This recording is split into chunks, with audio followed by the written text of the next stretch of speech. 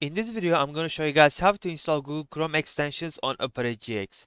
Installing Google Chrome extensions on Opera GX is really simple and straightforward and very easy to do. So just follow my steps, alright? First thing I want you to do is to click on the extensions icon right here, and it's going to take us to the extensions page. Once we're here, we need to install this specific Chrome extension, sorry, Opera GX extension. In order to install this, click on Get More Extensions.